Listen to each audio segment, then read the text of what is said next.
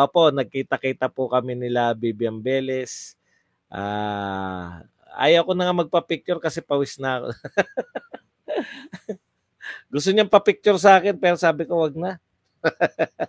Biro lang po, biro lang. Okay, pag-usapan po natin sabay ngayon, no? Ang ganda ng dating natin, no, na pinakamataas po sa Publicus Asia. Yan po yung sinasabi ko.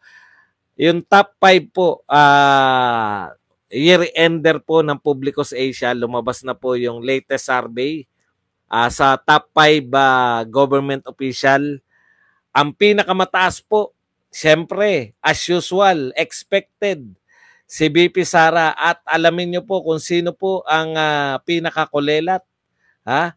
Ang pinakakulelat po sa kasawiang palad ay si Speaker Martin. As expected po yan. No? Kasi actually, hindi si Speaker Martin yung kulelat eh. Bago yung mga nagdaang trust and approval rating, no? Ang kulelat po si Gesmundo, yung Supreme Court, dahil usually hindi naman po talaga sikat yung Supreme Court, at mas mataas pa po si Martin kaysa kay Subiri, no? Ngayon po, kulelat na po. Siya na po ang pinakamababa sa trust rating. Siya rin po ang pinakamababa sa approval rating, no? Ito po ang trust rating, top 5 officials. Dati pangatlo siya eh. Sara Duterte, PBBM, tapos pangatlo si Martin. Matapos po tong mga kalokohan na pinagagawa nila sa House of Representatives, no? Ayan po, naging kulelat po si Martin. Yan po epekto. Yan po yung epekto ng paninira ninyo sa mga Duterte. Instead na umakyat po yung inyong trust and approval rating, ay talagang nangulelat po kayo. Okay. Ito po, si VP Sara po nakakuha ng 53%. Napakataas, no? At ito'y sinundan ni President Marcos na 48%. So, si VP Sara po lagpas po ng kalahati. Si Pangulong Marcos 48%, Senate President Mig Subiri, okay pala 'yun, no? Kahit hindi ano 'to eh, yung yung formula natin dito, formula to ni Lito Lapid, no? Medyo wag ka lang kumibo. Mauungus mauungusan mo yung mga maaangas na palpak. Okay. Nakakuha po ng 35%. Si Chief Justice Alexander Gesmundo ay nakakuha naman po ng 28%. At ang pinakalagapak po, pinakakulelat po, no?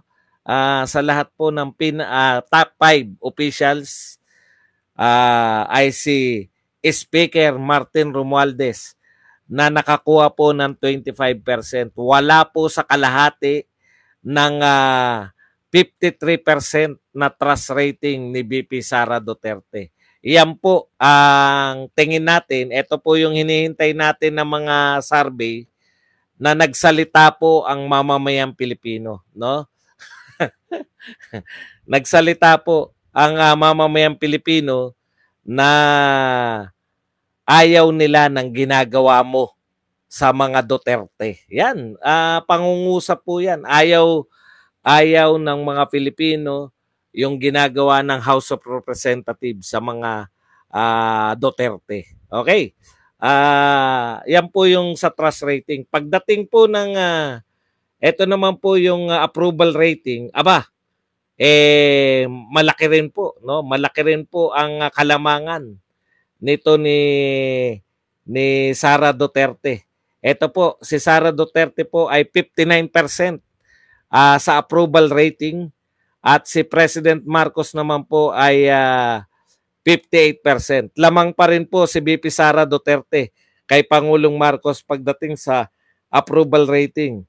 At ito naman po ang kulelat pa rin po, no? Si maski sa approval rating ay kulelat pa rin po itong si Martin Romualdez.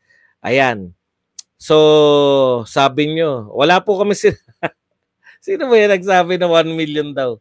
Victor Manuel. Ikaw na naman. Wala kang kadala-dala, Victor Manuel.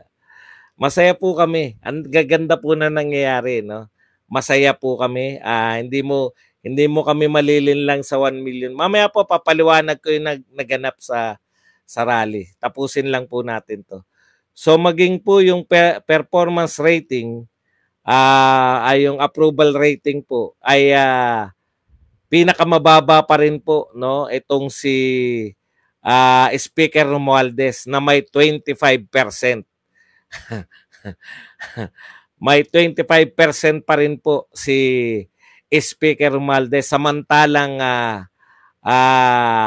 si Sara Duterte po ay napakalayo, 59%. So approval, both sa approval rating at trust rating, ano po yung pagkakaiba? Yung approval po, yung approve yung mga pinaggagawa mo, no? Yung trust rating po, yung may tiwala sa iyo ng tao, no? Isa lang po ang ibig sabihin niyan, sa lahat po ng tao sa pamahalaan natin, ang pinaka pinagkakatiwalaan po at ang pinaka maganda po ang performance, kaya approve na approve, ay si VP Sara Duterte. At sa kabaliktaran naman po, no? Matapos po niyang, dati po pangatlo po, no? Ulitin ko lang po. Dati po pangatlo po si Speaker Martin, no? Ngayon po kulelat na po siya. Ayan po ang napapala ng wala nang ginawa, no? Yung kanyang pinamumunuan, sunod-sunod eh. Mula sa CIF, pagpapabalik ng ICC, pagtatanggal ng SMNI, pagkukulong sa mga supporter, etc. etc. Yan po ang bunga, no? Ayan, masdan mo ang bunga ng iyong ginagawa. At dahil po diyan, kwenta-kwentahin po man nila, wala po talagang kapag-apag-asa na mananalo. Mismo yung pinsan, no? Mismo yung pinsan na si Amy Marcos. Ayun po yung tinutungo, no? Kung bakit gustong isulong. Same. Gustong itulong, kasawi ang palad po yan eh. Yung pagmumukha niyan ni Martin, kasawi ang palad na talaga. Sa kasawi ang palad po. Yung pong gustong isulong ng Kongreso ng House of Representatives na tsatsya ay talagang alam na natin kung ano yung purpose. Okay, yan po ang usapin. Congratulations muli sa ating Vice President. Pinakamataas na trust rating, pinakamataas na approval rating, pinagkakatiwalaan, at ang pinakakulelat po, yung alam na alam po natin na pinuno ng pinagmumulan ng lahat ng atake sa mga Duterte, yung pinuno po ng House of Representatives, na diyan po nagmula lahat ng mga resolusyon, diyan po nagmula ang lahat ng mga kabalintunaan laban po sa mga Duterte. Yan po ang sinasabi nating ganti ng mamamayan, no? Si Sara Duterte, number 1, kulelat, number 5, sa top 5. Panlima po, sa 5 pinakamataas, si Martin Romualdez. Okay. Ito po, puntahan naman po natin tong ano. Kaya po ako naniniwala, yun talaga yung paniniwala natin, na walang kaabog-abog, bigla nilang pinag-usapan yung tsatsya, no? Yun po talaga yung purpose nun. May gustong maging prime minister, no? Dahil hindi po siya uubra. Lalo na po siguro, eto real talk lalo na po siguro kung makita po natin yung survey sa presidente. Kung dati siguro si Martin wala pang 1%, nako baka ngayon